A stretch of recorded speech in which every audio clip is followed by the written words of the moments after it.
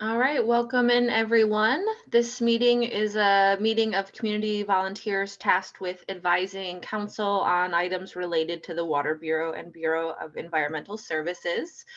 And under Portland City Code and state law, the Portland Utility Board is holding this meeting electronically. Board members and relevant city staff are attending remotely, electronically, or by phone, and the city has made it available for the public to listen to the audio broadcast of this meeting. This meeting is being recorded.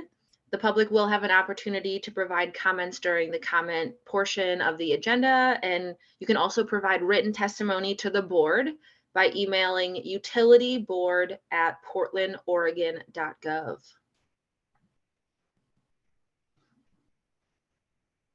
So PUB believes and acts upon anti-racist principles in our meeting spaces and interactions with PUB. While every person has the right to share their personal perspective, we stand against wrongful conduct, particularly any conduct that is targeted towards people that are made vulnerable by systemic inequities. And this means stepping up as a community when there is wrongful conduct and fostering a space of learning and growth. And so that means speaking up and speaking out. Each person is empowered to maintain the culture of the Portland Utility Board, and we will focus on the impacted individual or population, condemning the conduct, not the person.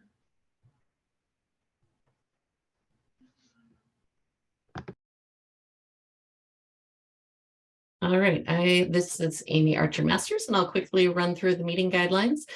Please state your name before you speak, and if appropriate, the name of the person you're addressing or that you're addressing the group.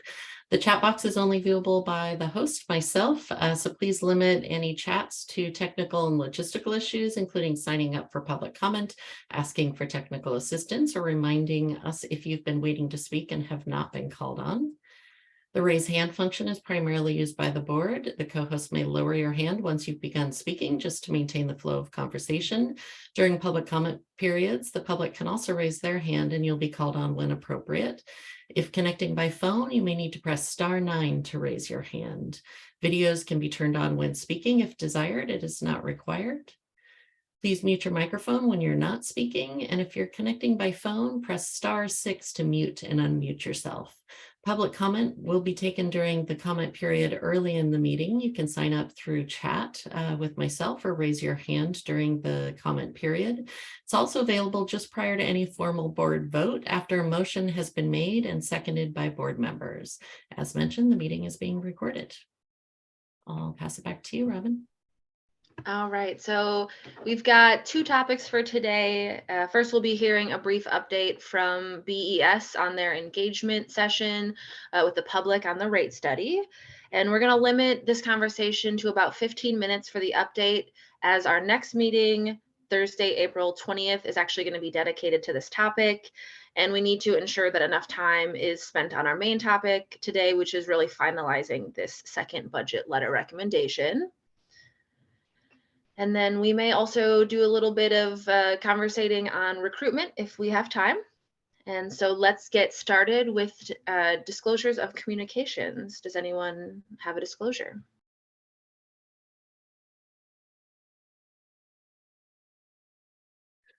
This is Tom. I'm trying to use my raise hand function, but it doesn't see. Oh, there it goes. Do you see my raised hand?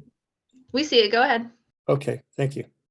I'm going to read this. I wanted to let you know that after the conversation between the commissioner and Lorraine back in February, I really wondered about the involvement of the tribal program in the Tryon Creek wastewater treatment plant project. So I sent a message through Amy to BES, and I'm just going to read a portion of the response, and it says, the city's Office of Tribal Relations was not engaged in the process of making the decision to participate with Lake Oswego in the P3 project other than any engagement they normally receive with the city council process of approving the IGA authorizing ordinance. Lake Oswego leads the engagement process for the P3 process. So this really I was very disappointed to hear that they had not engaged another city bureau or office that has a program that I don't even know much about, but since they are there, it seemed to me that there would be some kind of connection made by the project team of BES. And I felt kind of discouraged that BES was giving this to Lake Oswego to take care of, because it seems it's still our land, it's still our facility, and it struck me as being something that, as I said, I was disappointed. So that's it. There's more to the message, but I don't want to take a lot of time. That's the main thing that struck me. Thank you, All right, everybody. well, yeah, thank you for disclosing that and for the bit of information that you gave us. Go ahead, Teresa.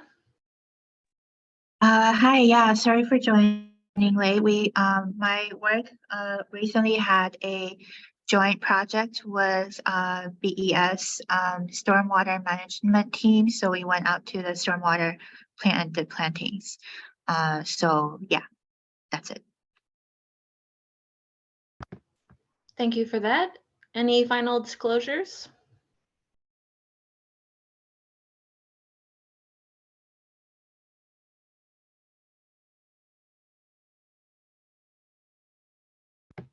All right, looks like we can continue then. Public comment section. Has anyone submitted public comment beforehand? Amy? I've not received any requests in advance or through chat, so now would be the time to raise your hand if there's any public comment.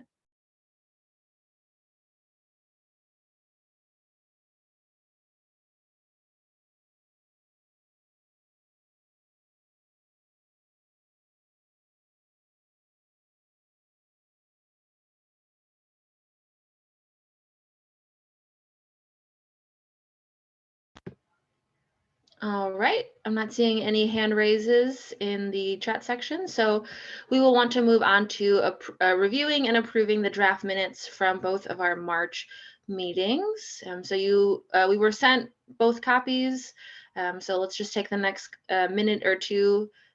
Please raise your hand if you see anything that needs to be changed or updated.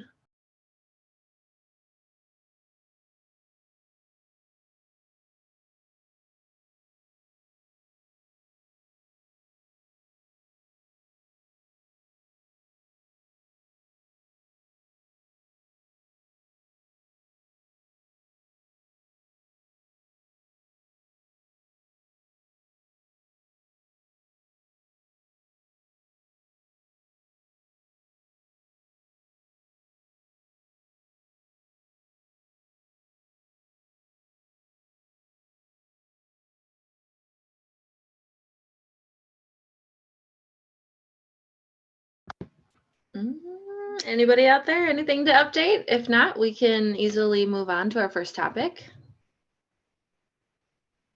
All right, so give me just a second to work with my screens. All right, so our first topic is going to be the Bureau of Environmental Services Rates Study Public Outreach Review.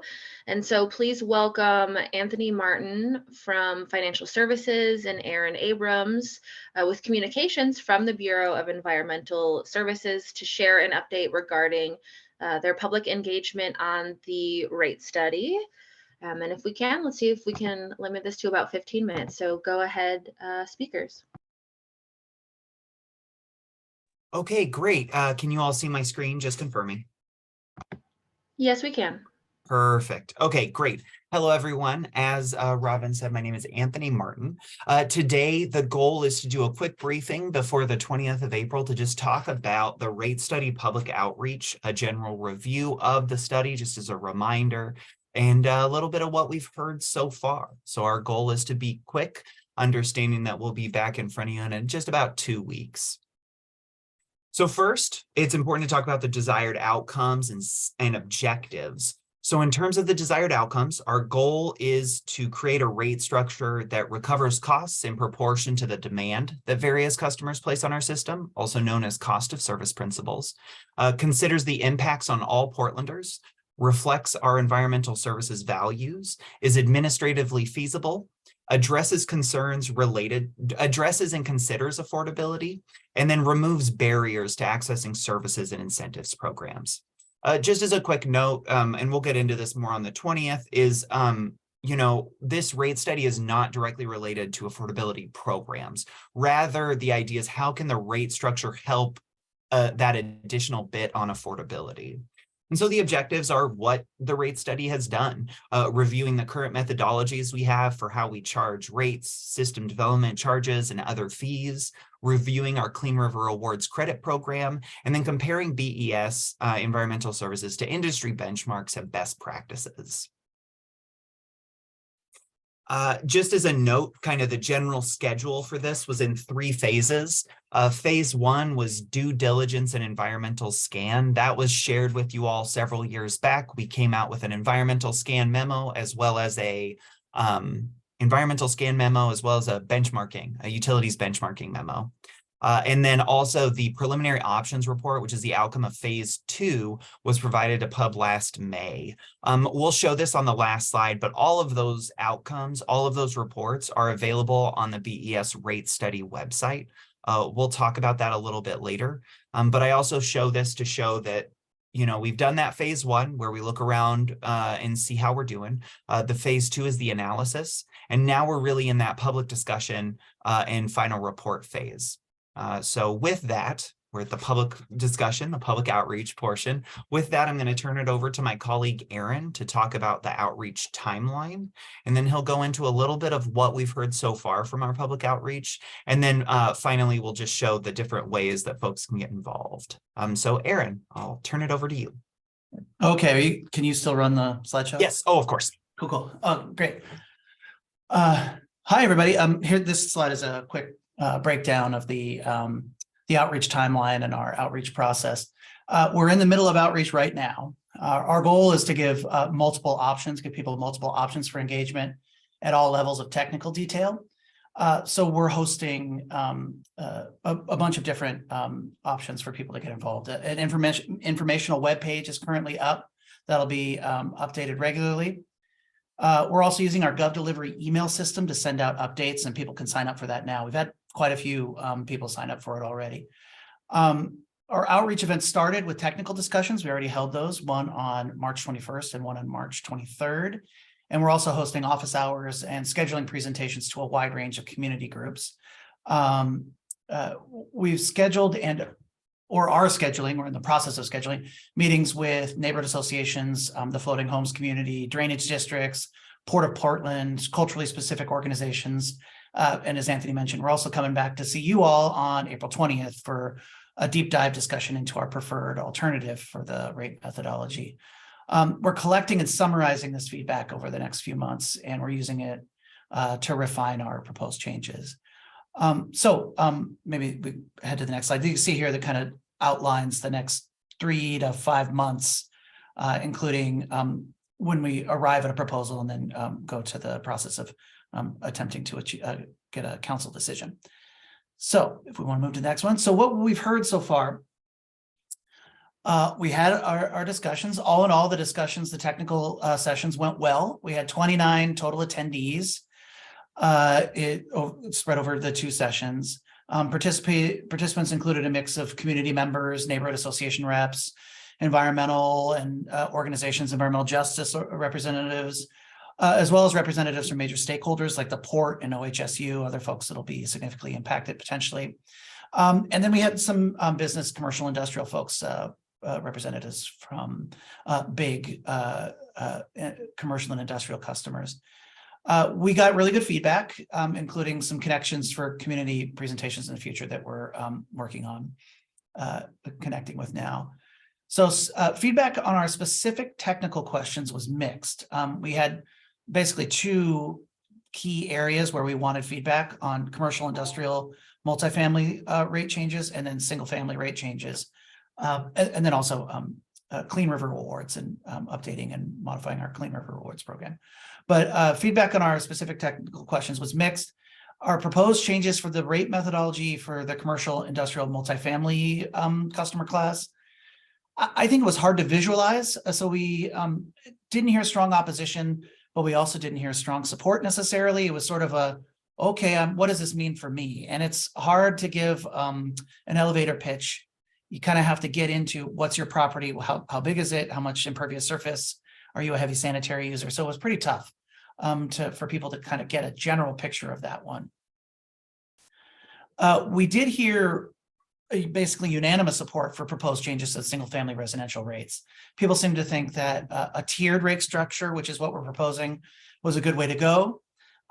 People thought it moved us in a good direction towards fairness and affordability.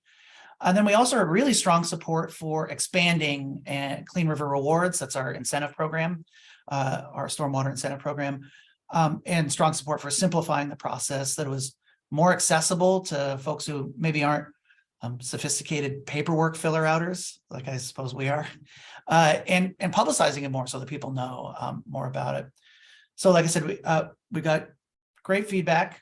And I do want to mention feedback we got on 2 core themes, I think, that aren't directly related to the questions we asked, but are things that we are flagging and need to talk about. One is just affordability in general. It's top of mind for everyone. I think probably everyone on this meeting, it's top of mind. Many participants were very worried about the cost of living issues, and there's a general consensus that it's the city's responsibility, BES's responsibility, all of our responsibility to be looking at all options for how to ensure our rates aren't burdening vulnerable people and leading to things like evictions and houselessness. Just a really big question that's directly linked, integral to this conversation, but isn't the focus of the rate study. Tough to tease it out. It's one of those things, I think, that there's other processes going on that we need to bring this information to in order to inform. And then we also had Floating Homes residents and representatives from the Waterfront Organizations of Oregon there at both sessions. And these were folks who were highly involved in questions about changes to the rate methodology.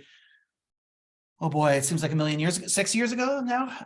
And they had many pointed questions about how they were potentially being charged. So those are 2 key things that we're now looking at directly addressing. All in all, things are moving along. And we'll be, like I said, we'll be seeing you soon to talk specifics. We've got a good start, but it is just a start. And now more rubber meeting the road as we move into reaching out directly to community organizations and hosting community events where people can participate. We also have office hours available for people who really want to get into the weeds. They can schedule a time to meet with us. So this last slide is just a brief slide that kind of tells you how to participate. If you want to schedule something for your community organization or neighborhood association or something like that, please get in touch, and you can take a look there. You can always get in touch with me or give me a call, or I encourage you to sign up for, go to the website and click on the project update link, and you can sign up for project updates as well. So with that, I don't know, how are we on time? We okay? Is there time for questions? I think we're good. Whoa, okay. Yeah. Got there. We really tried to make it fairly efficient, so we could ask questions as needed. So that we can be much more detailed next time. Yeah. All right. Well, thank you for that, both of you. And yes, Pub, we do have at least 5 minutes if anyone just wanted to get extra information while we've got these 2 people here. So Lorraine, if you would go ahead first, followed by Tom. Sure, thanks. Thanks for the presentation. And as you were going through the Lorraine Wilson, Pub voting member, I'm sorry. As you were going through the presentation, and you said there are more opportunities for people to participate in this this process, and also the fact that you indicated the meetings that you've had so far, everyone has been asking, what does this mean for me, right? I am thinking, why would someone want to come to these meetings, right? How is that being communicated about the why they should be interested in coming to these meetings? Because the people who are showing up seem to know the why. But what is the why for someone who is not as informed, and to ask those kinds of questions about, hey, what does this mean for me? And also, what kind of information can you all prepare to answer that question? Because you seem, from what you said, you know, there are specific things that need to be known, size of property, all of these things. Is there some kind of range that you can give people, some ideas of if you have a property this size, if you have a property this side on average, kind of thing? So that's my question, statement, however you want to think about it. Yeah, Thank you. thank you for that. Aaron, do you want to? Yeah, I would Okay. say, you would be hard pressed to find very many people who want to come to one of these events, which is why we're doing most of our outreach is going to people. But once we get in the room and can explain that this is about your sewer and stormwater rates potentially going up or going down, then people are much more likely to listen. The first series of technical discussions was really for people who are pretty sophisticated and had really detailed questions and wanted to get into the weeds. And we're pitching our outreach to community organizations and existing meetings to the level that the group would like. So we can be very detailed, or we can just give a high level overview. And we have some graphics and some examples of what it would mean for each person, and especially for single family residential and multifamily properties. We have a pretty good idea. We can basically tell you what's going to happen if we go ahead with adopting it as is. But of course, there could be changes. But the bottom line is, for most people in a typical house in Portland, they'll see rates go down, maybe not by much, but a little bit. And same for multifamily residential, unless you live in a very dense, hot, like tower condo development, or have a really, really large house. The fourth tier that we're looking at is a very large house. So for most folks, the rates go down. So I guess I would say that even with that, people convincing people to come to a meeting to learn about this stuff is going to be difficult beyond the folks that we have already connected with. That's why we're going out to them. And we'll be posting lots more information about this on the webpage as we get more, not simplified, but more accessible materials as we answer questions. We have an FAQ that's being built on the webpage right now, and we've got a bunch of extra questions to add to it since our initial conversations. Thank Hope that you. answers the question, yeah. Go ahead, Tom. Hi, yes, and thank you both for keeping it brief. That was really good. I do want to point out, I am one of those types of people that do get into this kind of stuff.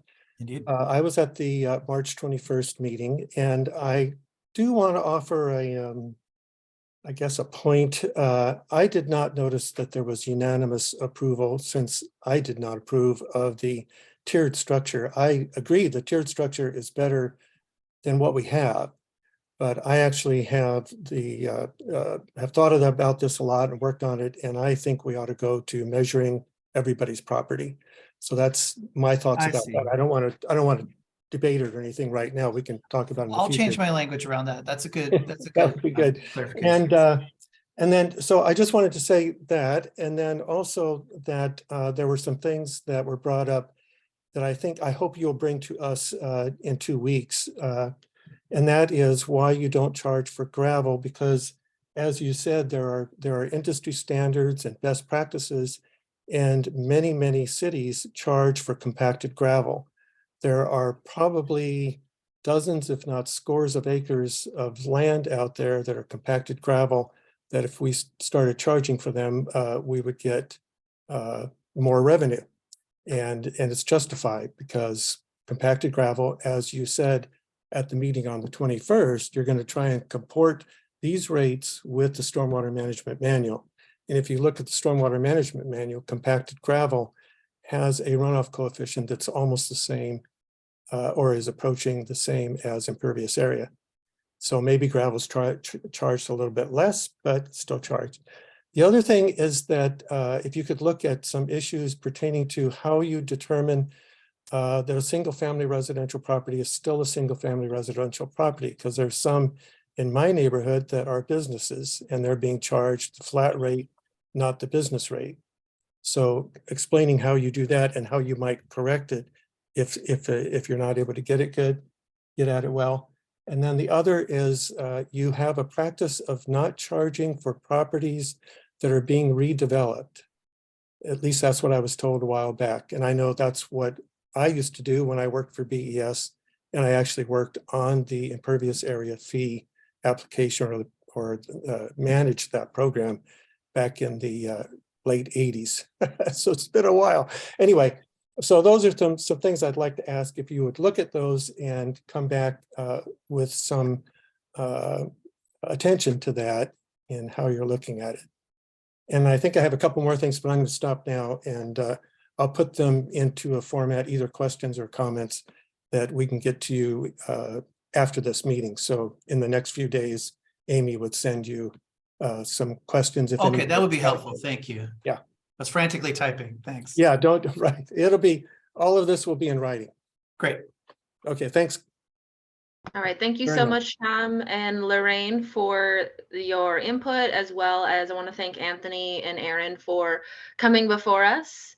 And we look forward to continuing the discussion as we move forward. And with that, I will pass off the mic to Karen to help walk us through the final budget letter. So go ahead, Karen.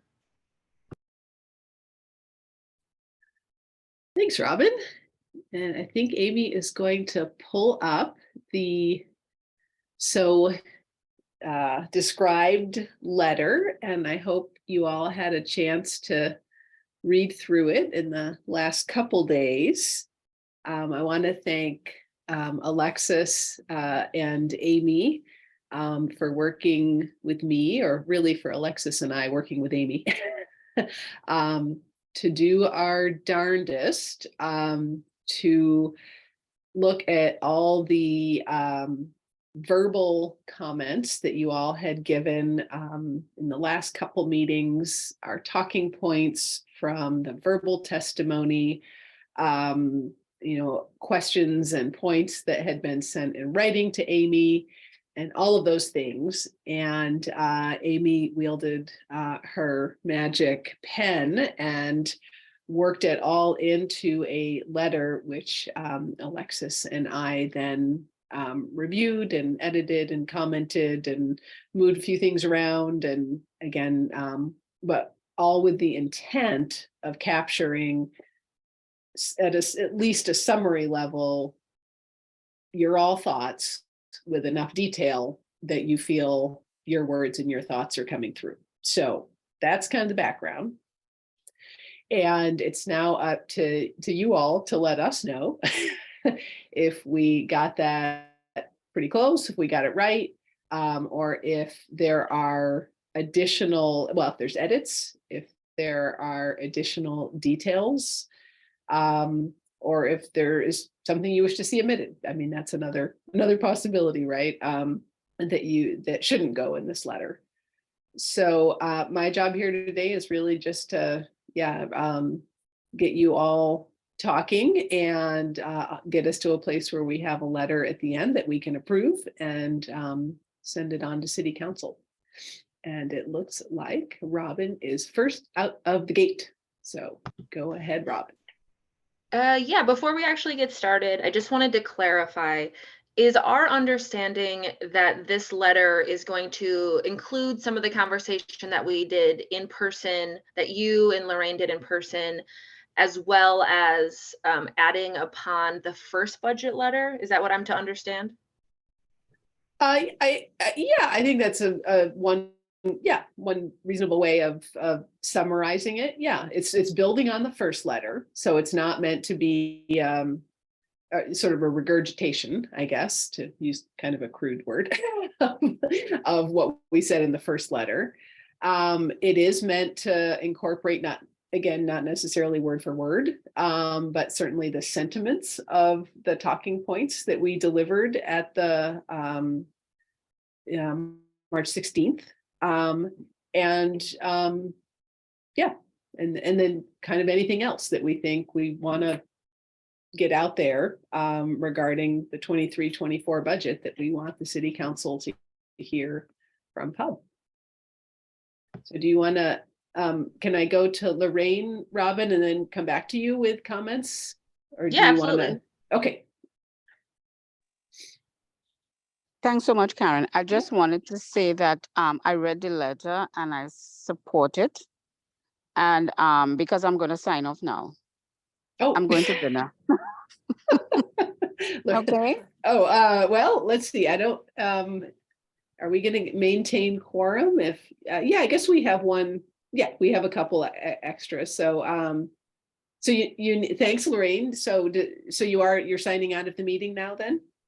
Yes, I'm signing out, and I just wanted to let you all know that I read the letter and I supported it, and it does build on what we shared, and I agree with the what is included in it. I think it's Well, a very okay. thorough letter. Because I just wanted to say, because when Karen and I presented, and one of the questions we got from the mayor was like, so have you all agreed on the rates, rate increase, which is so linear thinking, which is I think the pub is being more looking at more broadly at how things impact rates and other things like that. So I just wanted to share that that was one of the questions that I got because I was present at the meeting. And Karen said, hey, we haven't agreed on anything as a pub, and we're not going to speak on behalf of the pub if we don't agree on it. So I just wanted to share that in reading the letter, it shows that we are being more thorough in looking at things and how they connect and how they can impact not just rates, which is where he was thinking. So I wanted to share that. So have a good night, everyone. And I support the letter. Lorraine, before you go, this is Tom. I watched you and Karen at the city council and you both did a great job. Thank you very much. Thank you. Thank you, Tom. I appreciate it. So I'm going to sign off and continue vacationing. Bye-bye. Okay, bye-bye. All right, Robin, why don't you go ahead? Yeah, we still have 7 for quorum, so. Beautiful. Okay, so I want to thank everyone that wrote this and invested time in it, because I really think that this second budget letter is definitely in the right direction, as Lorraine said, really getting into the weeds as much as we can. And so the first page for me was absolutely wonderful, and I really appreciated that we specifically listed the increase monthly for each bureau's request. And so my first thing that I thought we should edit is actually on the next page related to rate affordability. And to me, it felt like the third paragraph in this section was actually, it felt like it was almost a complete repeat of what we said in budget letter 1. And so I wasn't sure if it was necessary here. Kind of feels like I'm not sure if we built upon what we were saying previously. It really just feels like a reiteration of what has been previously said in the budget letter.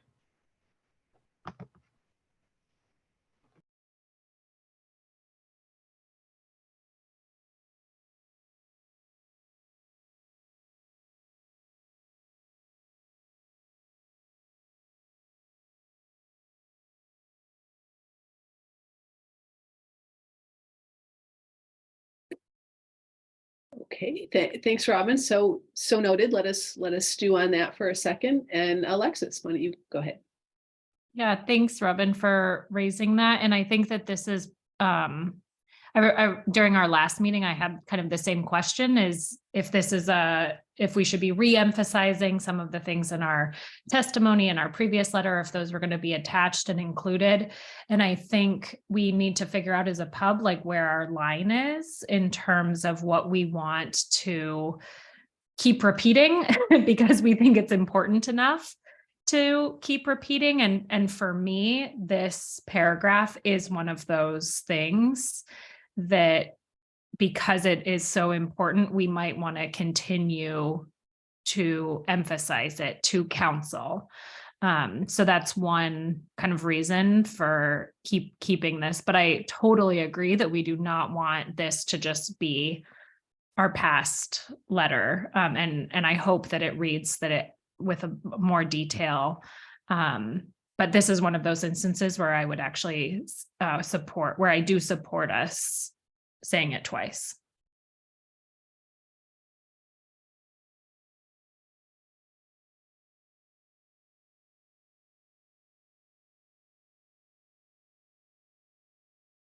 Okay, good conversation. Let's kind of hold that. I don't know that we have to like resolve everything sort of as we go. I think we're doing okay on time. So let's just kind of hold those thoughts for a second and kind of scan through and see where the other folks have comments, or where there are other comments for us to stew over a little bit.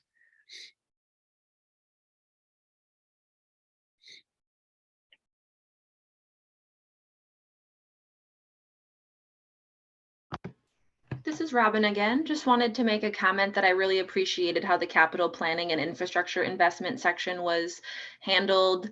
And I felt that you guys navigated well, kind of the indecision or the diversity of opinion on how we're going to navigate it in a way that didn't seem like it was reducing of the fact that we don't necessarily have a total agreement, but I appreciated how it was written. So thank you.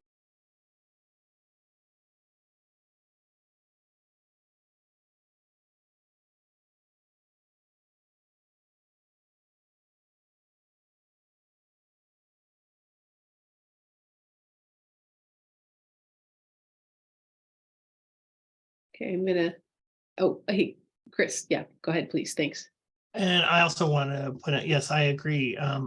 I think it's good that we pointed out that some of the budget problems are from the lack of putting money aside for maintenance. And I think that was really important that we put there, that, you know, this is a problem that's been ongoing for a decade plus, and a decision needs to be made because this is not going to go away. And I think that it's very important that the council recognize that and needs to make some executive decisions on how to fix the problem.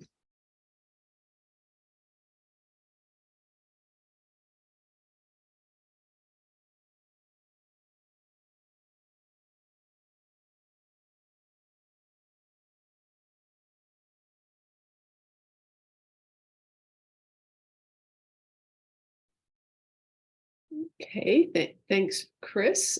See your hand, Tom. I'm gonna, have Amy just maybe scroll a little bit to give folks something else to chew on. That looks about right. And why don't you go ahead, Tom?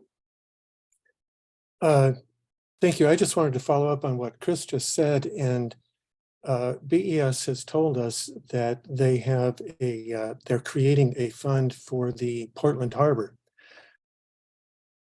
I don't know that BES has to go back to City Council to set up a fund for maintenance. In other words, can we ask them if they've looked at that, or mention it to them, if they can set up a fund for the Portland Harbor? Can they also set up a fund for this ongoing hundreds of millions of dollars worth of maintenance that we have to do, and start saving for that?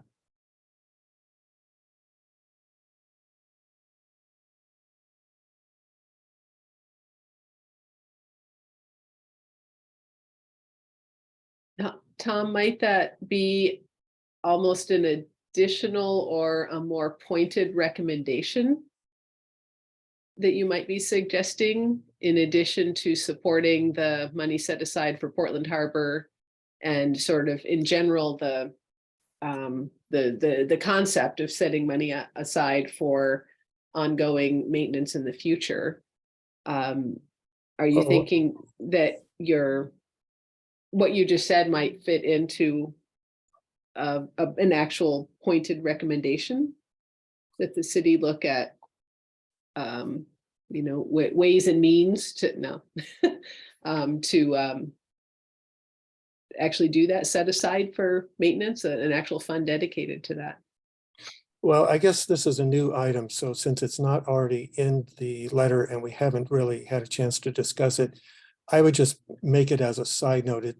I wouldn't put it in the letter, but maybe for us to bring it up to BES in the future as we talk about budget issues in the future. Yeah. Okay, yep, I hear that. Thank you.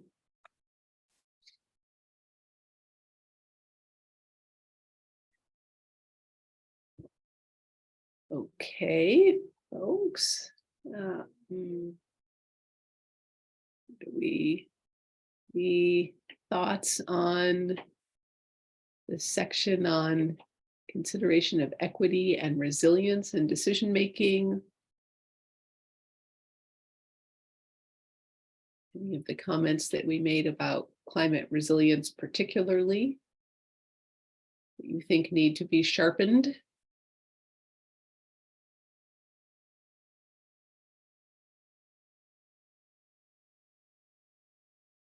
Heather, please go ahead.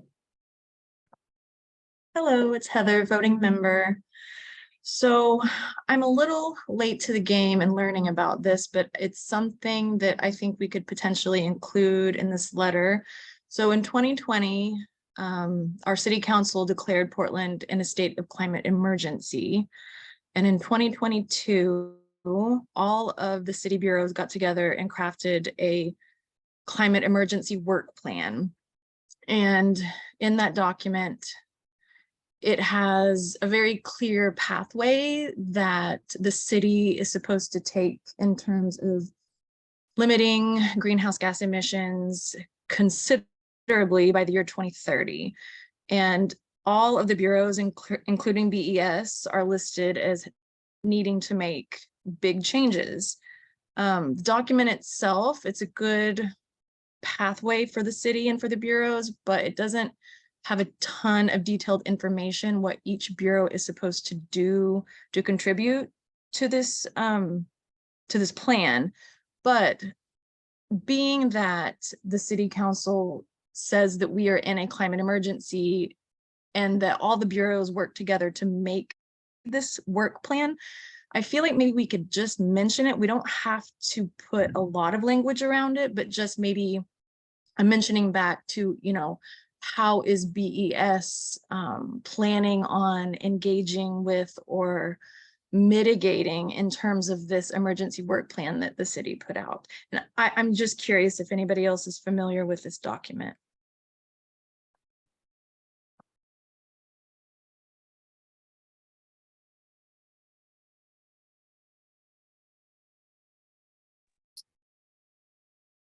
Thanks a lot, Heather. I am only generally familiar with the climate action plans and such for the city as a whole, so I'm not familiar with the document that you mentioned, and thank you for finding that and looking into it and bringing it for us to consider here. Maybe Tom has some familiarity with that document. No, I don't with the document itself, except I have generally heard that there aren't a lot of specifics, as Heather just mentioned. But it strikes me that in our thing here where we say to truly address climate change, the city must lead with it. And I don't actually know what the bureaus do. I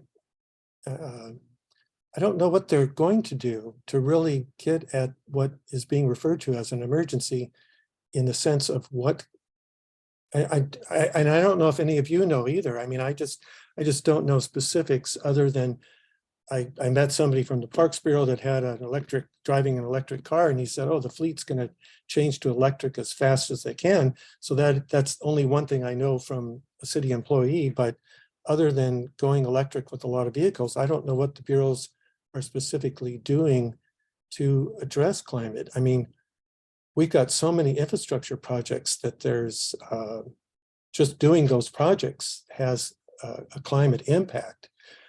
So I don't know. Anyway, it's confusing to me, and I don't know. I'm sorry. That's it. If anybody knows, that sounds. Well, I see Sarah's hand up, and you know, I do want to acknowledge just from you know, my reading of this year's budget. I mean, it's kind of what I see is that if there is a connection or a you know, a way to not exactly address climate change, which is a fairly big thing to address, but if there's sort of a connection with, I would say almost climate resilience or climate adaptation, that gets called out. And I'm just thinking of a few program offers or areas where I remember it being called out, but I tend to agree with you, Tom, that there's not like within the budget documents, like a, very clear sort of overarching, climate strategy, maybe, right? Or a way to show that it was integrated, not necessarily just into particular projects, but sort of suffused the whole decision-making process, right, of the budget. But that's just my personal reflection, having read the same documents that you all did. And that's just one way that I approached it. Sarah, I bet, has a bit more particular information to have us consider. Yeah, hey everyone, Sarah Messier, ex officio member and Water Bureau staff.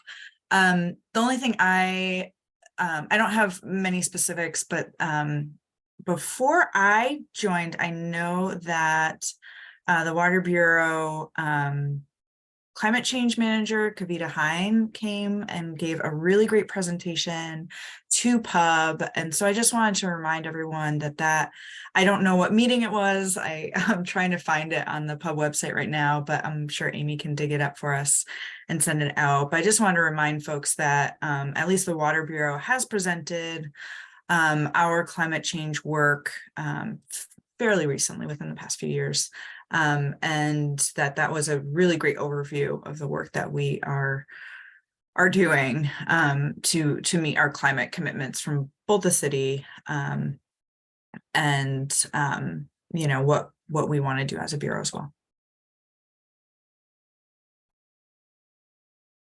I do remember that presentation, and it was fantastic, and in its detail and comprehensiveness. It was just for the Water Bureau, but it was really let's dig that up, because that would be a good refresher, and it would be great information for folks that are new to the board.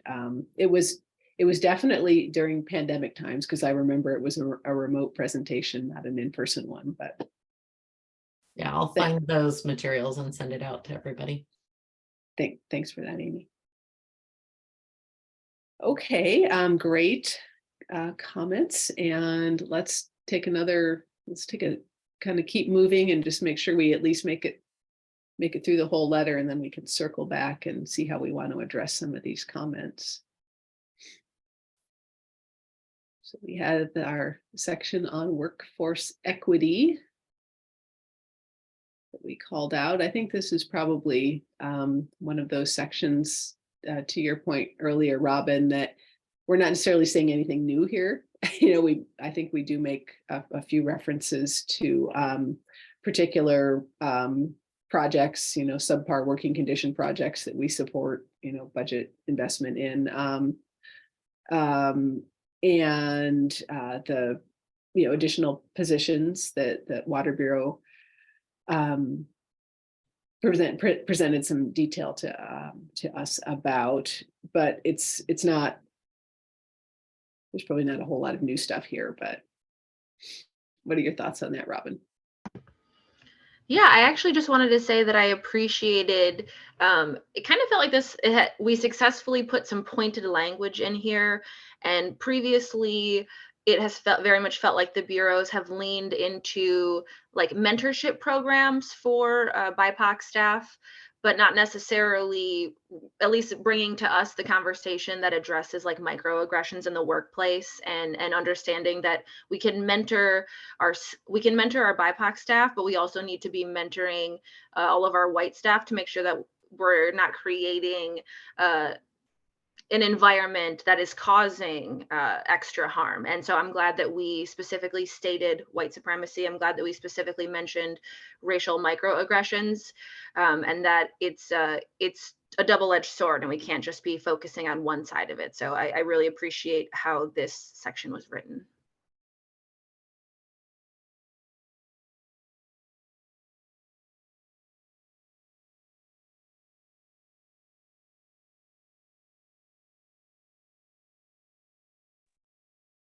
I'm just going to do a call out and see if other folks who haven't had a chance to chime in so much yet have anything that they want to say. Just want to make some space for Teresa. Teresa, Heather, we did thank you, Heather, for chiming in. Is there anything you want to contribute, Teresa, before we keep charging ahead?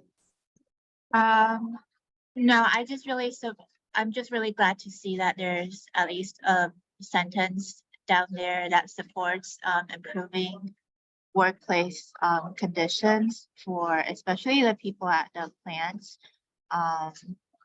So yeah, I just want to generally voice my support for including that in the letter.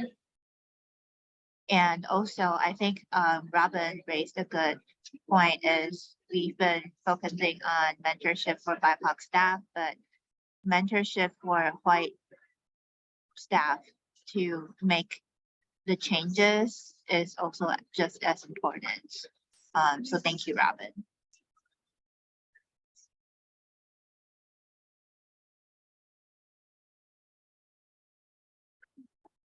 Okay, why don't you go ahead, Tom? Oh, thank you, Karen. So what strikes me is I agree with this, but I feel something's missing, and that is that it's not just the workplace where we say the city and bureaus must also address workplace culture, but it's also something else. It relates to the issue of the tribal program not being consulted regarding the Tryon Creek 12 acres of land. And what struck me, and I'm actually embarrassed about this, is that when I was thinking of the land being sold for $1 to Lake Oswego, I thought, well, why not sell it to the tribes for $1? And I'm an old white guy. I'm 75 years old, and I've got a lot of programming in me from my culture and my family. And when I thought of that, I thought, oh no, we couldn't sell it to the tribes because they couldn't take care of it. And that's what I'm so embarrassed about, for me to have that kind of feeling. And it comes from this systemic stuff that we've all been exposed to. Well, maybe not all of us. I know I have. And so I think if we could broaden it to not just say workplace, but somehow, I don't know what the words are, but some words that would imply it's not just in the workplace, it's also part of the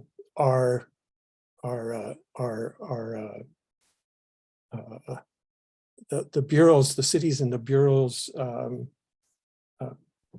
you looking for the word process?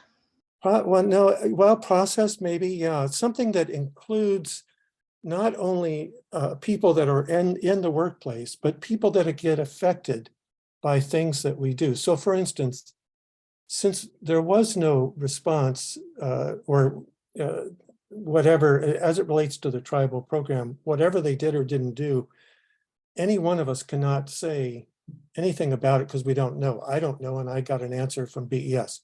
I just know that they didn't talk to them. So that kind of thing, what is that, where we're not checking in, not just the Native people, the tribes, but what about other BIPOC communities as it relates to, for instance, in this particular case, the Tryon Creek land?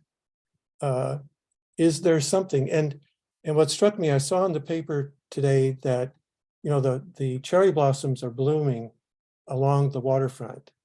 And that's at the Japanese Memorial portion of park.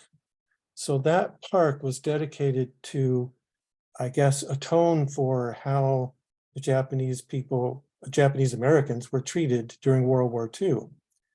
And yet I thought, well, where's the park for the Native people? Where's the place where we've tried to do something to repay or repair so much of the damage that we did to the Native people, and then the African-American people and the Asian people who were brought and mistreated and were mistreated. So it just seems that there's some way that we would address, I guess it's maybe the workplace, if we left the word workplace off, address the culture, the systemic, I don't know.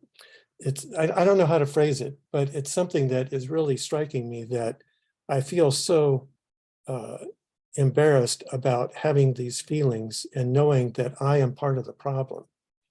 And anyway, thank you for allowing me to share that. I want to say thank you for sharing that, Tom. That's a great exercise in vulnerability, and thank you for doing that. I'll get to you, Robin. I want to throw something out for folks to consider. If what I heard Tom describing is huge, right? Systemic racism.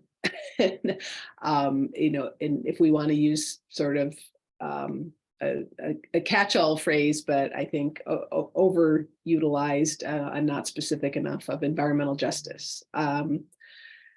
So I'm not suggesting we use some kind of a catch-all phrase like, just add environmental justice on. That's not at all what I'm suggesting, but I also want us to consider how we can keep the focus on the intent of this particular section, which I believe was very specifically about the workforce, about racial equity within the workforce and the differential conditions under which employees, the differential conditions under which employees are working, and with BIPOC employees being exposed and working in conditions that are, again, disproportionately worse for them than for white colleagues. So anyway, a bit of caution about sort of, what I'm afraid might be kind of diluting a section that was really intended to be about the workforce. And at the same time, acknowledging the enormity of what Tom expressed, and that we may want to add a little more punch, shall we say, or broaden the how we address racial equity in the beginning of the letter. That might be somewhere where we want to sort of make a stronger statement, or have more explicit or stronger recommendation to the city about systemic, culture change, environmental justice, and again, some of the much broader topics that Tom was bringing up. I'm going to let you all stew on that if you want to, and go to Robin.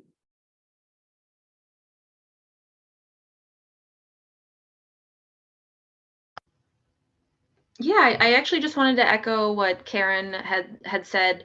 I think that what Tom is alluding to is that is just equity, and that is we want to make sure that the bureaus are going above and beyond to provide procedural justice, and that way these communities are engaged in the decision-making process.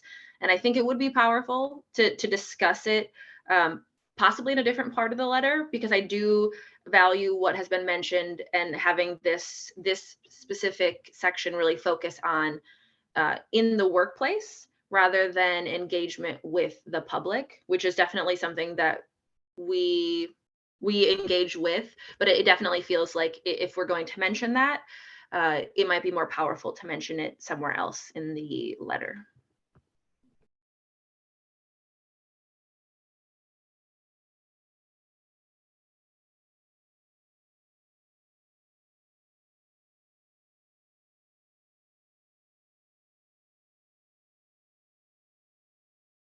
So do we want to take just a quick look at the last couple paragraphs?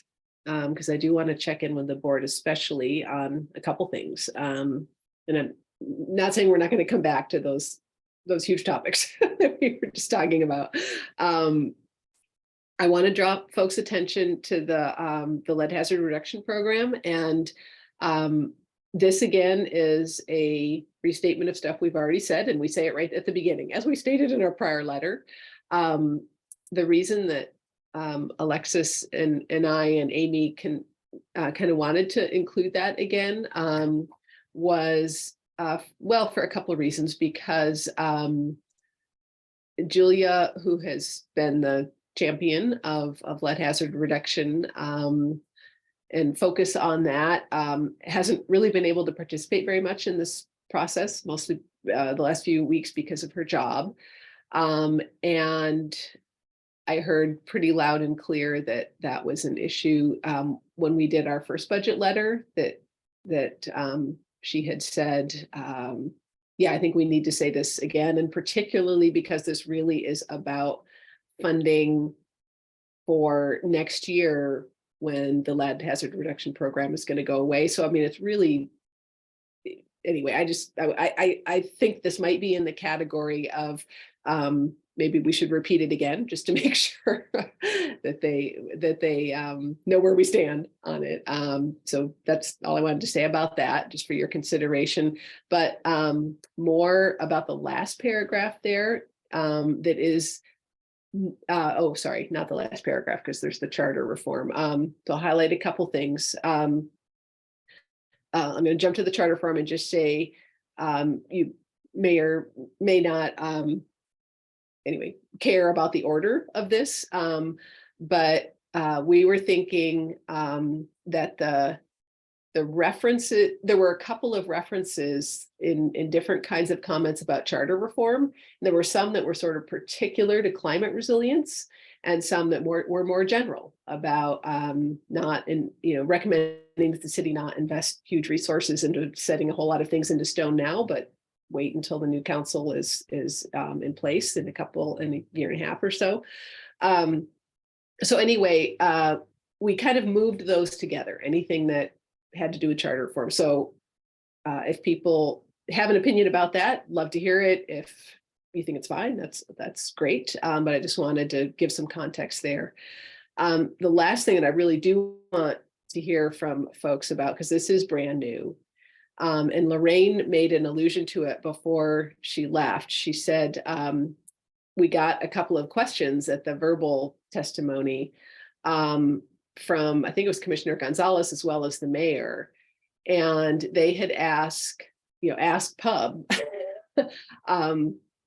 So the city has presented a list of programs that they would cut or they wouldn't fund if these additional rate increases above the forecasted rate are not approved. Here's a list of programs that both Water Bureau and BES are saying, well, if we don't get this sort of additional amount above forecast, here are the programs that we wouldn't do. And both Commissioner Gonzalez and the mayor had asked, does Pub have an opinion about that? And Lorraine summed up what we said, which was, well, we can't speak for the Pub because the Pub hasn't discussed that. So we punted, basically. But I wanted to bring this back to you all and ask, do you want to include something specific? And that's the paragraph that Amy has kind of highlighted there in pink, about the elements, those programs that the two bureaus have said would be in that sort of additional rate increase category. Do we want to call out the programs specifically that we said we do support?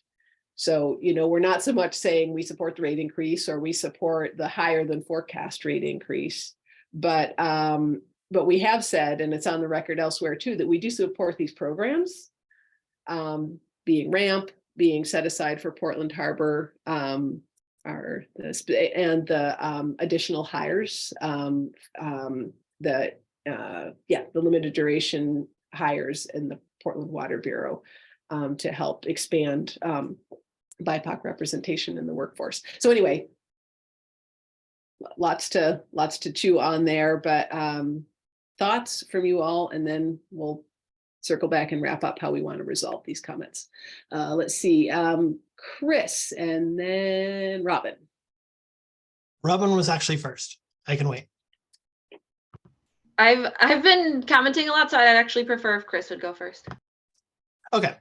I support what you guys have written here. I also think we might just have to do an up or down vote, whether we agree with the rate increase or not. I personally think that the rate increases are necessary. I think that both bureaus have shown that they're necessary, and the cost to us if we don't do the rate increase is not worth, the cost benefit is not there if we don't support the rate increases. I think the bureaus have shown that it is truly necessary. They've tried to find other ways of getting around this.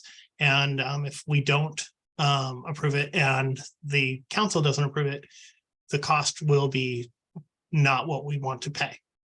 And if it's necessary, I think we should just straight up, well, we're here as the pub, just vote on it up and down, and majority rules, and there's where we're at.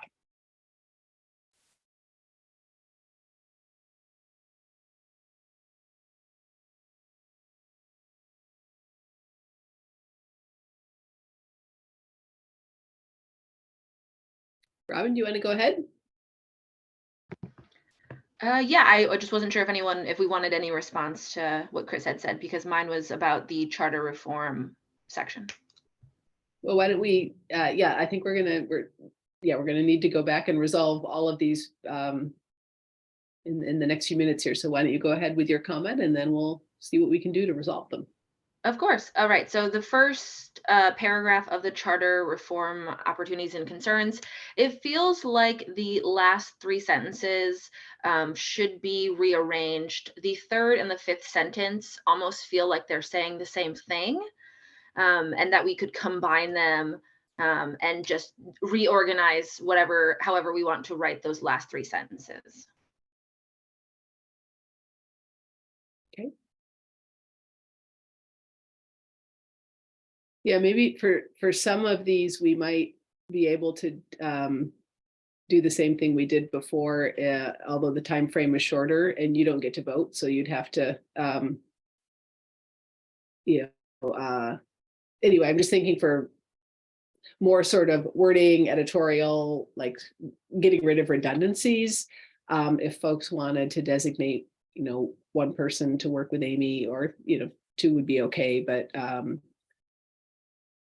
to incorporate things like that example that you just said, Robin. Yeah, if we've got something repeated, we should just clean it up for sure. Make things more understandable.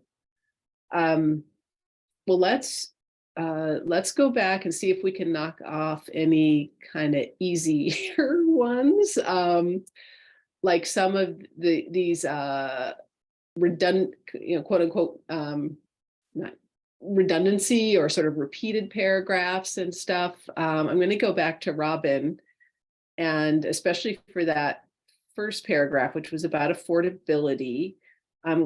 What's your feeling, Robin, on, I guess my question is there harm in having it there? Do you feel like it's distracting, or distracting attention from something more important, or can you live with the re-emphasis, I guess, that Alexis alluded to? Yeah, I would say I actually retract my initial statement. I see value in putting re-emphasis on this and like the lead. And so there's a couple parts of the document that definitely feel like we're kind of stating what we stated before. But I think it's effective. So yeah. Cool. All right. Thank you for allowing a little bit of redundancy for the sake of time too. All right, so this and our capital planning and infrastructure. I mean, it seemed like we were hearing a fair bit of support for how that was written.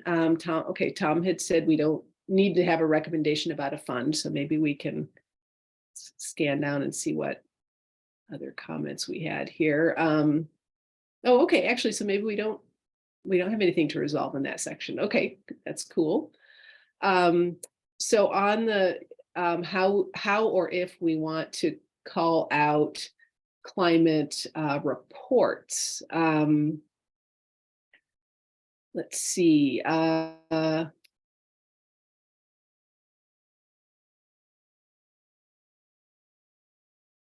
Right. And Heather, may I ask you, when you're saying it, you feel like it's mentioning a particular document, is that to try and is your thinking that you want to, because those documents are kind of high level and not real specific, that you're wanting us to be a little bit more pointed or specific? Could you say more about including a reference to the climate reports you mentioned? What's your goal with that? Sure. And yeah, you like you mentioned, they're high level documents put forth by the city.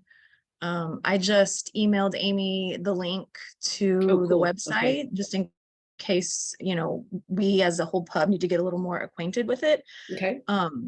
It could just be a simple sentence of what is the Bureau of Environmental Services, or how is the Bureau of Environmental Services planning to participate in the initiatives outlined in the 2022 Climate Emergency Work Plan, because they Okay. are definitely mentioned several times in the document. Great. Okay. I think I get that. So that might be an example of something, now that we have your reference, thank you so much for looking that up, that we could, we could incorporate that, I think, pretty handily. If that's what you're looking for, is just, let's just state it really simply. Refer to this report and let's see, you had some great words there. Did Amy capture them? Yeah, maybe instead of necessarily needing more information, Heather, you would be more, let's see, making sure that the bureaus consult those documents, work towards the goals in those documents. Is that what you're wanting to make sure we get on paper here? Yes. Okay, and just make a specific reference to that. The thing that you sent a reference to. Thank you. All right. That looks swell. Now the bigger thing about. Sorry, Karen, can I ask a quick Sure. question? Of course. Is that mention of the climate emergency plan meant to go under the climate resilience header, or the header above, which I think is the capital projects? Can you scroll up a wee bit? I added that comment just because that's where we were, but I believe it's for the next section. Okay, just wanted to confirm that. Yeah. I think it fits in one, in the climate resilience one. Yep. Thank you. Yeah, I can see probably a way to incorporate it into the beginning of this second paragraph. It seems like the right spot. Okay, fantastic. So is the next section our workforce equity section? And oh, sorry, I'm getting ahead here.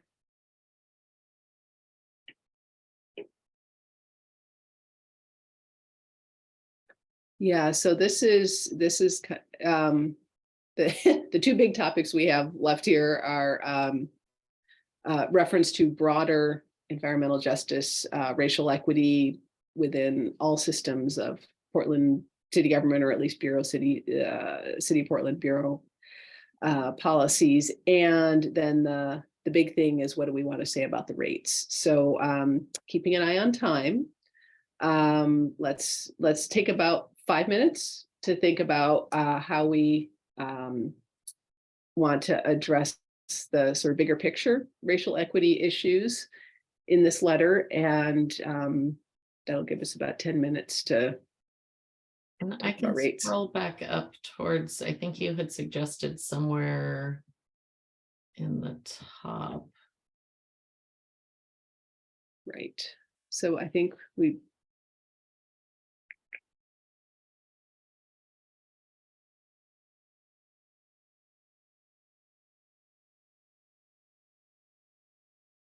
Where's the paragraph where we talk about our values and our lenses and how we look at the we did shorten it up, I know.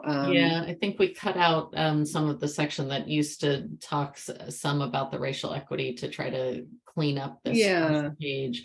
So I think this is the section where we talk some about the values.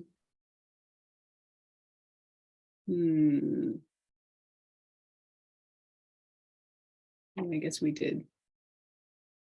I didn't remember we cleaned it up so much that we sort of took that out. Yeah, and then it goes into affordability. Well, what about, this is another one of those kind of stating something that we stated before, but offering it as a an emphasis. In our first budget letter, and I know in our talking points, and I'm not going to remember, anything close to exact wording, but I think, Tom, we might have gotten a bit closer to the bigger picture sort of statement of racial equity that you were looking for us to make. Do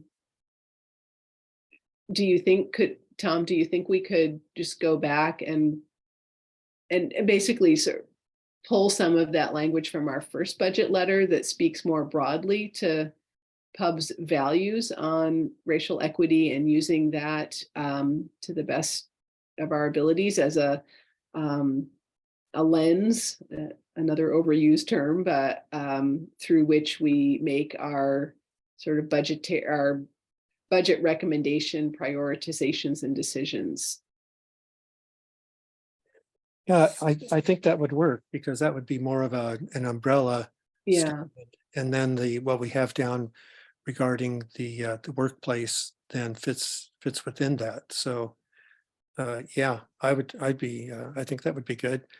But I also don't want to bring this up and burden getting this letter done by giving us a lot of extra work. I think it'd be good for us to think of this when we do our value statement again. I think we work on our values once a year, and the next time we do that, to see if we can figure out some way to really get at it in a concise but clear way to the reader.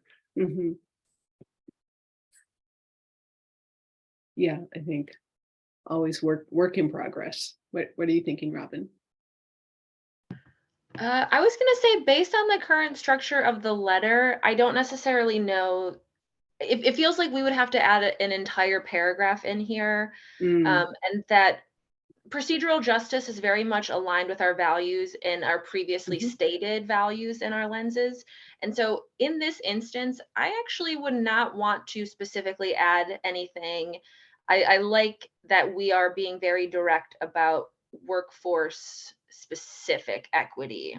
Well, I So don't think, yeah, I don't think we'd be taking away the specific reference to workforce, or do you feel like we would if we made a more general sort of nod to more general values around racial equity at the beginning of the letter?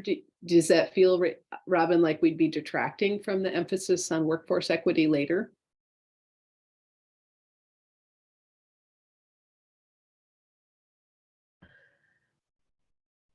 I was pulling up the document because I had it on my phone for a second.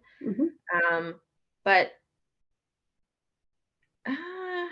it does feel like it's detracting away from our specific pointed nature about making it easier for BIPOC staff to be hired, retained, and for the culture to be addressed that keeps pushing them out.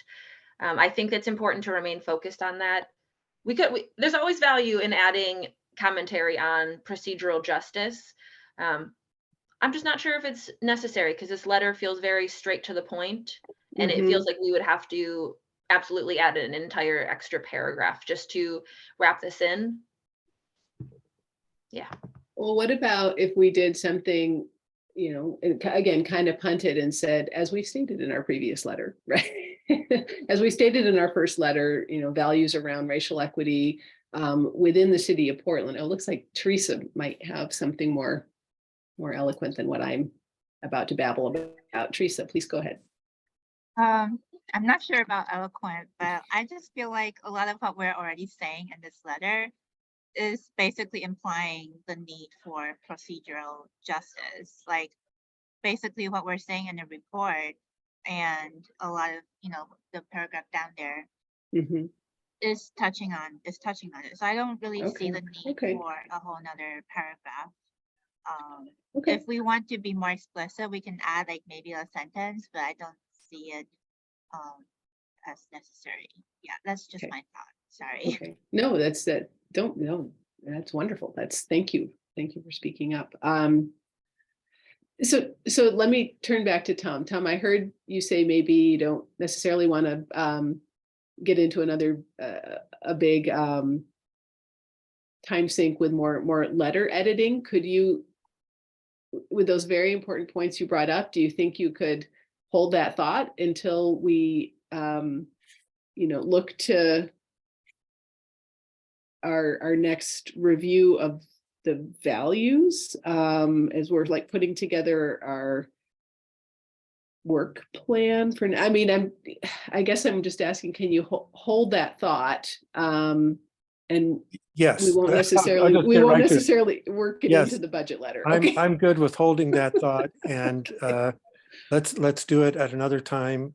That's where we can really put our minds into it and all get on the same page, and Yeah. we're maybe we're on the same page, but I think it carefully figuring out how to say it is important, and I don't want to rush it and put it in here. So Yeah. I'm good with the way. Thank you. Sorry. Okay. Yeah. Thank you. Yeah, we don't want to just throw words at something and say, okay, no, we don't want to be box checkers here.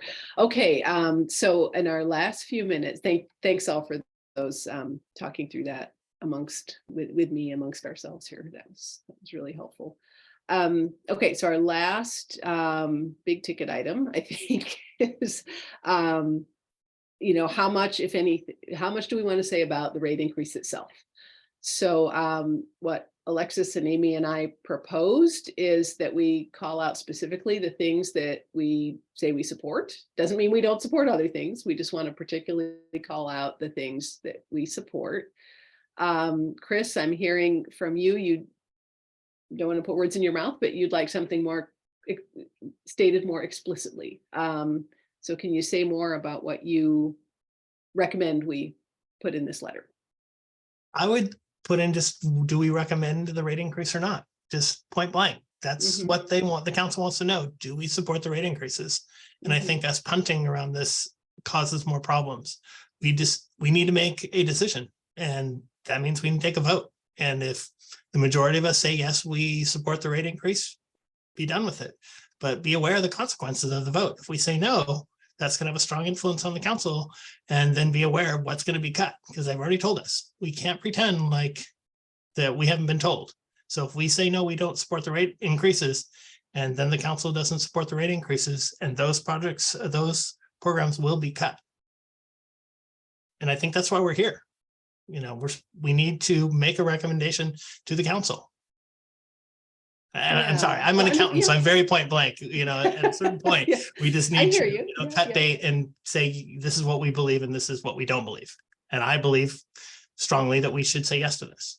I don't know how the rest feel, but I think that everybody just needs to come on the record. Do you agree or not? So hearing that, and also I guess I'd like to push back a little bit, because I think we have a lot of very strong recommendations in this letter.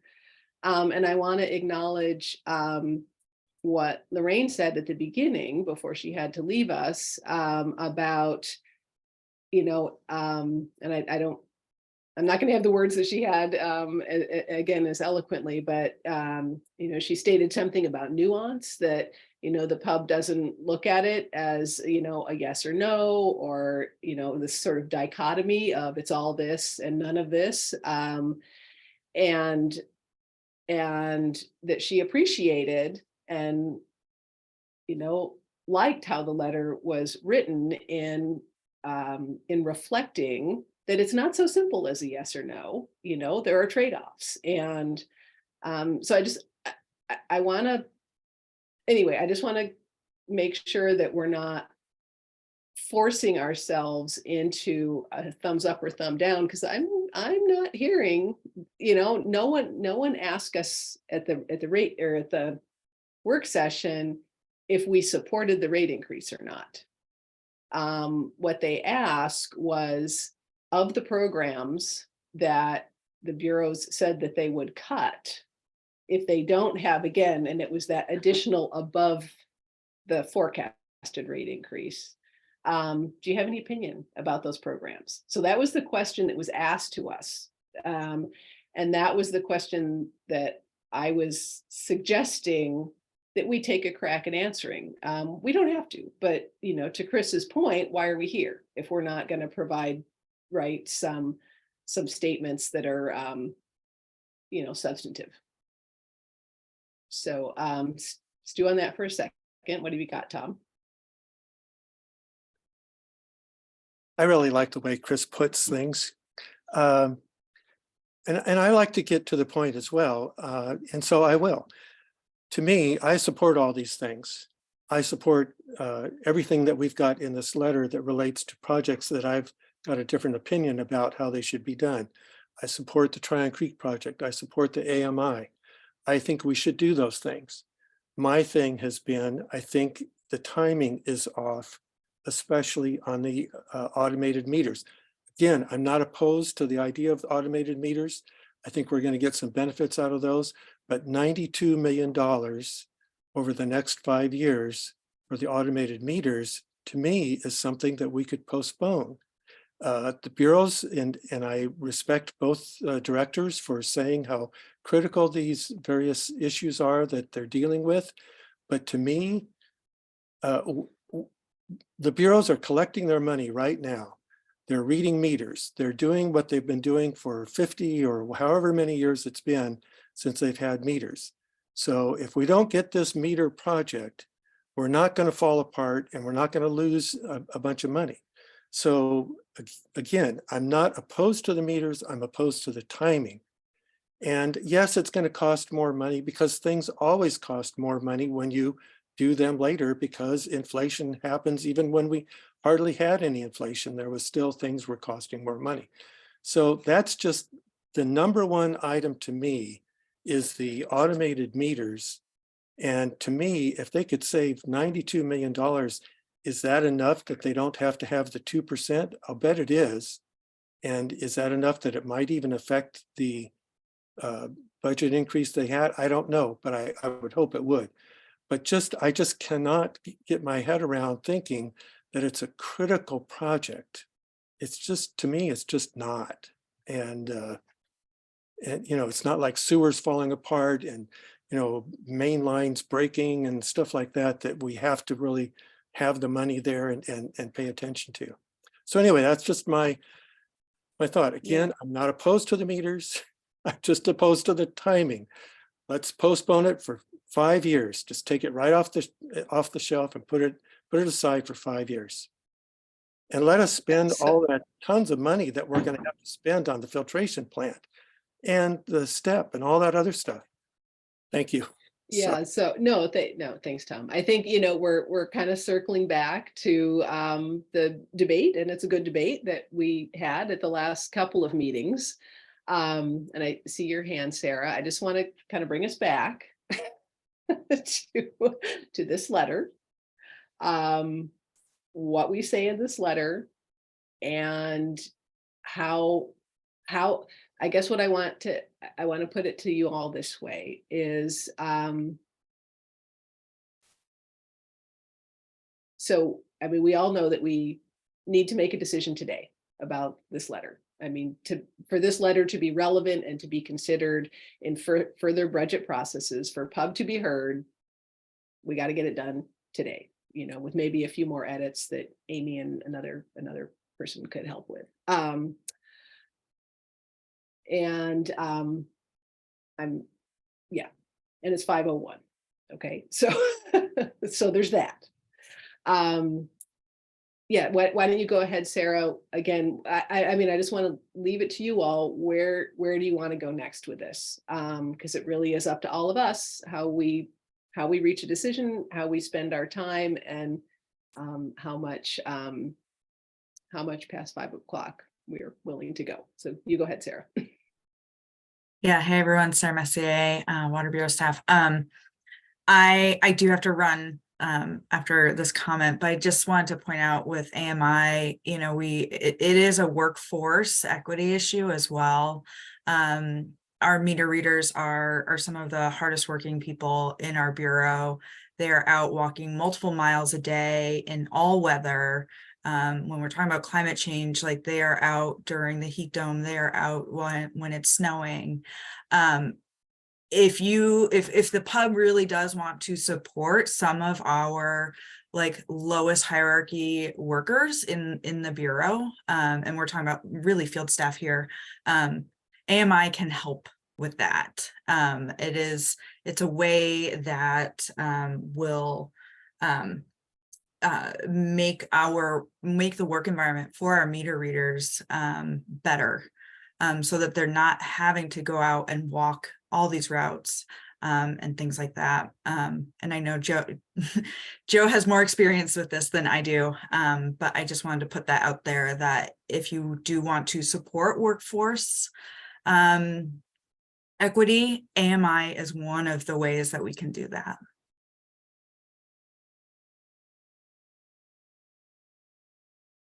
Thanks, Sarah. Why don't you go ahead, Joe, and then we'll go back to Robin. Joe Spot, ex officio, Water Bureau staff. Just want to dovetail that very quickly by saying the increase in amount of services that are being laid in the ground across the city is excess meters to be read. And over the course of X amount of years that this gets pushed down the road, that's more and more meters that have to get read, and continuously add staff, which is not just a base salary, which is all the benefits that come with it. So there are other factors that can get involved with pushing this farther down the road. Thank you. Boy, this is deja vu. Okay. Last time I said something about AMI, both Joe and Sarah gave the same Hey. kind of comment.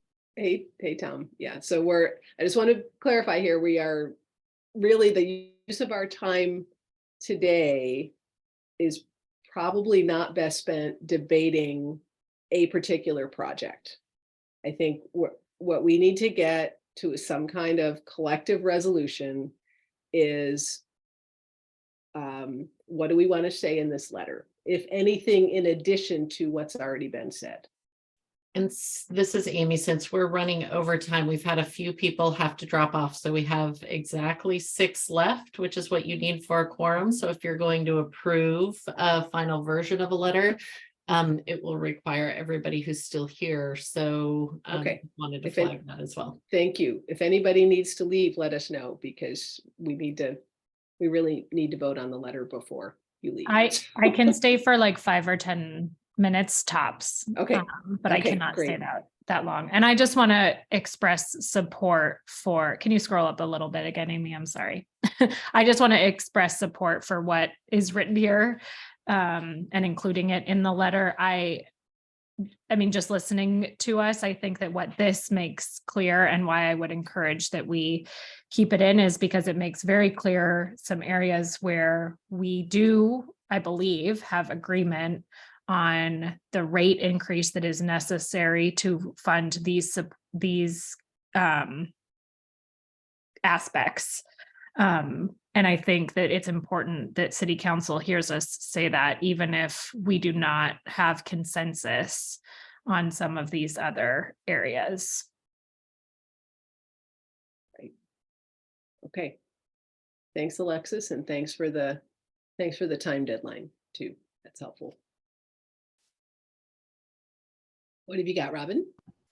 Yeah, I was gonna say, it feels like because we're over time that we don't necessarily have the capacity to address if we want to insert like a yes or no vote related to the rate increase. And so I would propose that we accept what we have written with the edits and move and just acknowledge that unless there's a way to fit unless this letter is due at the end of the month and we can fit in a 10 to 20 minute conversation in the next meeting, it doesn't feel like we're going to be successful in putting a yes or like an up or down vote in regards to the totality of the rate increase. And we might be dipping into something that we just can't handle with the limited time that we do have.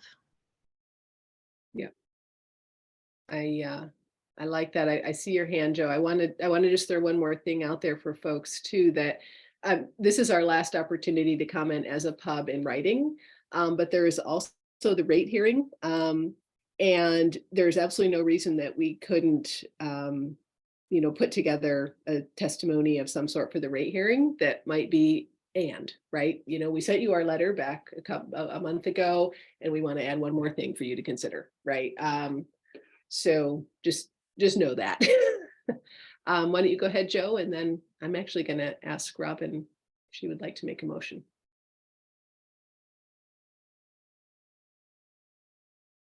Or Joe, is that a residual hand from before? I'm going to guess it is, since Yeah, that may be. I didn't. Joe know is not his hand. unmuting. So okay, super. So yeah, this is Robin, and I would like to make a motion that we have a few people do final edits on this, but that we accept what the letter that we have proposed with the additional side comments. And yeah, we wrap this up. This is Alexis, and I second that. Okay. Motion and second. And we have a thumbs up from Chris. So let me first ask if there is any discussion among the voting members before we take a vote. And go ahead, Tom. Quickly, please. Quickly, I want to say, if Sarah and Joe could put their comments in writing, I would love to be able to look at them in another time and respond to them. The other thing I'm going to say is that as long as the AMI is in here, I'm not going to be able to vote for this. Well, Tom, the AMI is not called out. What are you objecting? What are you objecting to? Because we don't we don't have AMI called out specifically. I'm saying that if we want to prevent the rate increase, that we can do it not by deleting those other items that nobody wants to delete, and I don't want to delete them. I want to postpone the AMI. So I'm suggesting we say postpone the AMI, and then we don't have to have a rate increase. Okay, I hear you. Okay, thanks. Thanks for clarifying that. Okay, is there any more discussion among the voting members on the motion that Robin made to accept the letter in content with comments to be worked in by Amy and one or two more folks? Okay. Is there any, see any public members, but is there any public comment before the board votes on accepting this letter?